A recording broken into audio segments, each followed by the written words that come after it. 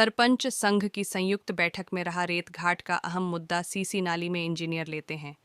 2% सरपंच सिरशाघर खैरलांजी जनपद पंचायत के सभा कक्ष में 11 मार्च को खैरलांजी सरपंच संघ की संयुक्त बैठक, जिला सरपंच संघ जिला अध्यक्ष वैभव बिसेन, खैरलांजी सरपंच संघ अध्यक्ष डॉ पुष्पेंद्र देशमुख, जनपद पंचायत अध्यक्ष प्रतिनिधि गुनाराम बघेले, जनपद उपाध्यक्ष दुर्गा प्रसाद लिल्हारे, पूर्व सरपंच संघ अध्यक्ष तेजलाल चौधरी एवं जनपद पंचायत क्षेत्र के समस्त सरपंचों की प्रमुख उपस्थिति में संपन्न हुई। बैठक में सरपंचों के द्वारा रेत को लेकर विशेष चर्चा की गई एवं विभिन्न मुद्दों पर चर्चा की गई। सरपंच संघ की माने तो सीसी नाली निर्माण कार्य में इंजीनियर लेते हैं। 2% वहीं बैठक में जनपद उपाध्यक्ष दुर्गा प्रसाद लिल्हारे ने कहा कि सरपंचों के द्वारा जनपद सदस्यों को दरकिनार किया जाता है।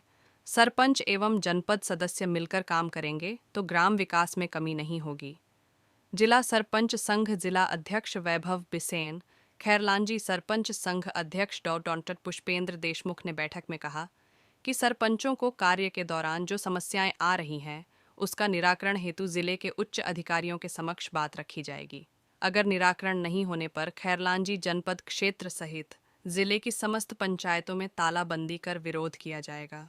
बैठक रखी गई थी जनपद में, क्या मुख्य उद्देश्य था बैठक का? मुख्य उद्देश्य था कि सरपंच को बहुत सारी परेशानी से गुजरना पड़ता है। सबसे बड़ा सरपंच के पास है मनरेगा। मनरेगा की ऐसी कोई गाइडलाइन में नहीं लिखा है कि पशु शेड बंद होना चाहिए और अन्य अन्य विषय थे जो ऐसी गाइडलाइन में नहीं लिखा है। अभी 25 लाख तक की सरकार ने अनुशंसा कर दी, लेकिन आज तक 25 लाख का किसी भी सरपंच को काम नहीं दिया गया मनरेगा। और उसके बाद ऐसा कुछ ही गाइडलाइन में लिखा है कि हमको काम के लिए बड़े अधिकारी की अनुशंसा की जाए। तो हमारा सरपंच परेशान है, प्रताड़ित है। मेरे द्वारा पिछले भी समय मुद्दा उठाया गया था। मैं पुष्पेंद्र देशमुख, सरपंच संघ अध्यक्ष खैरलांजी, जिला सरपंच संघ कोषाध्यक्ष ग्राम पंचायत की जो मटेरियल का काम किए हैं न उसका पेमेंट आ रहा था कई दिनों से, और जो मजदूरी काम किए मजदूर ने उनका कम से कम 4 महीने से पेमेंट नहीं। अब मजदूर कैसे काम करें? अब उनको पेमेंट नहीं आता तो हमारे सरपंच के हाथ है। वो सरपंच को परेशान करते हैं कि आपने काम करा, आप पेमेंट करो। तो सरपंच बहुत प्रताड़ित है और सरपंच की बात कोई नहीं सुन रहा है। न विधानसभा के अंदर सरपंच का मुद्दा उठाया जाता, उसकी पीड़ा को समझी जाती, न लोकसभा में उसकी पीड़ा को समझी जाती। और सरपंच जो 220 रुपए के भाव से 21 रुपए के भाव से काम कर रहा है मजदूर, उसकी दिहाड़ी मजदूर बढ़ानी चाहिए। जनपद के आला अधिकारी भी यहाँ परसेंटेज लेते हैं, सूत्रों द्वारा जानकारी है, क्या सत्य है? ऐसा जानकारी सरपंचों के माध्यम से मिली है, लेकिन हमने उनको भी इत्तला दे दी है कि आज के बाद हमको ये चीजें सुनने नहीं मिलना चाहिए, नहीं तो आप हादसे पे हो जाओगे। कि सरपंच संघ इस जनपद को ताला लगा दे। जैसे कि मुद्दा ये भी उठा था बीच में कि मजदूरी कम दी जा रही है। मजदूरी तो कम दी जा रही है ना, इसी तो बढ़ा नहीं, तो सरकार ने गाइडलाइन तय की है 221 रुपए। ये उसमें से भी काट कर दी जा रही है। खैरी में बीच में मुद्दा उठा था। नहीं, वो काट के इसलिए दी जा रही कि कुछ हो सकता है मजदूर ने काम नहीं किया होगा, इसलिए काटी गई होगी, लेकिन मजदूरी बढ़ाना चाहिए। बैठक किया आज हमारे खैरलांजी जनपद परिवार ने पूरा हमारे सरपंच साथियों की बैठक रखा था। हमारा पूरा सरपंच परिवार एक हुआ था क्षेत्र का, और बहुत सारी जो क्षेत्र में चल रही विसंगतियां हैं कार्यों को लेकर के इन सब पे मुद्दे पर चर्चा हुई। मुख्य मुद्दा जैसे ग्रीष्मकाल आने वाला है, इसमें हमारी नल जल योजना को लेकर के बहुत सारी समस्याएं सरपंच साथियों के साथ आ रही है।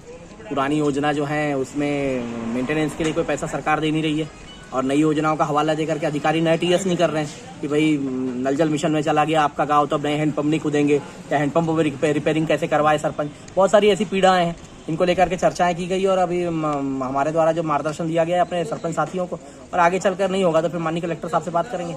सूत्रों द्वारा जानकारी ये भी है, वेतनमान को लेकर भी कुछ समस्याएं थी। कुछ किसके वेतनमान को? सरपंच वेतनमान तो आ ही नहीं रहा ना। वेतनमान के लिए सरपंच कहाँ काम कर रहा है? सरपंच तो जनसेवक है, सेवा करने के लिए बने हम।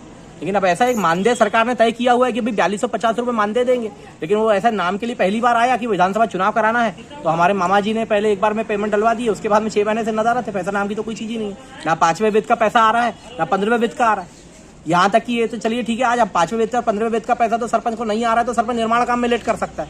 लेकिन आप पिछले 4 महीनों से काम करवा रहे हैं मनरेगा की हाजिरी, और 4 महीने के काम कराने के बाद 5 दिन की हाजिरी आप डाल रहे हो, मतलब क्या कर रहे हो, अन्याय कर रहे हो आम जनता के साथ, आम मतदाताओं के साथ, आम लोगों के साथ, जो हमारे जो बेचारे दिहाड़ी मजदूर मट्टी फेंक रहे हैं, महिलाएं काम कर रही हैं, मनरेगा में हाजिरी बढ़ते जा रही है, मनरेगा की हाजिरी हमको मिल ही नहीं रही। ये बहुत सारी स्थितियां, मार्च खत्म होने को आ रहा है, वित्तीय वर्ष समापन की ओर है, और पिछले लगभग 70-75 दिन का पैसा हमारे मजदूरों को, जो हमारे रोजी जो कर रहे हैं लोग हमारे, उनको काम ले रहे हैं, पैसा नहीं दे रहे। तो ये स्थितियां बहुत सारी गंभीर होते जा रही हैं।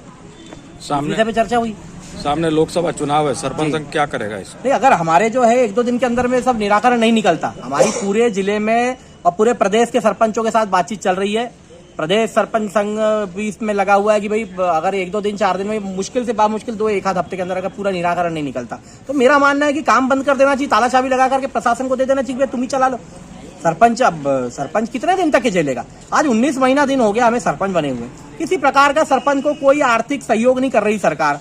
अब जहां पे टैक्सेशन है या जहां थोड़ी बहुत आय है पंचायत की, वहां तो हम कर्मचारियों की तनख्वाह भी दे पा रहे हैं, या भाई वो भी तनख्वाह 3 महीने में एक बार दे रहे हैं। लेकिन जहां वो आय नहीं है, जहां पे आय के साधन नहीं है, स्रोत नहीं है, तो वो कैसे कर पाएगा सरपंच? उसके बाद में फिर रेत माफियाओं का जो जकड़ाव है, उसमें सरपंच अलग प्रताड़ित हो रहा है, परेशान हो रहा है, गुंडागर्दी का भय का माहौल।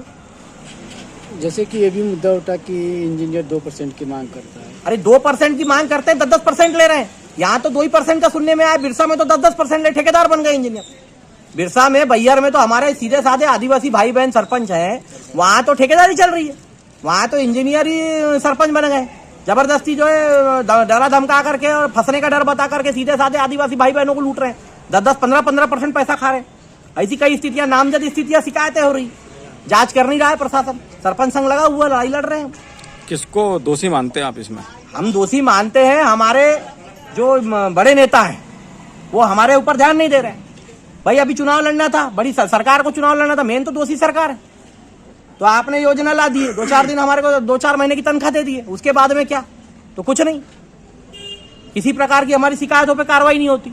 हर काम के लिए, अनुशंसा के लिए बड़े बड़े लोगों के दरबार में भटकना पड़ रहा है सरपंच साथियों को।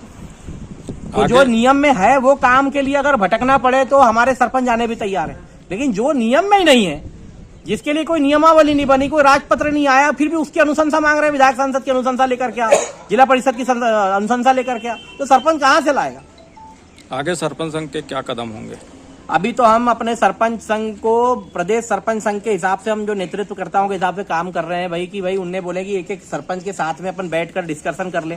सरपंच एकता कार्यक्रम चल रहा है, वो पूरा का पूरा हमारा कार्यक्रम सफलता की ओर है। इसके बाद में भी अगर शासन प्रशासन को ये लग रहा होगा कि सरपंच जो है डर जाएंगे, दब जाएंगे, तो अब वो माहौल से बाहर निकल चुके हैं, सरपंचों के अंदर कोई दिल में डर वर है ही नहीं। अगर ऐसी स्थितियां चलती रही तो ये मान के चलिए आने वाले कुछ ही दिनों के अंदर में सबसे पहले तो हम तालाबंदी कार्रवाई करेंगे और चाबी ले जाके दे देंगे माननीय कलेक्टर साहब को कि आप ही चला लो बालाघाट जी।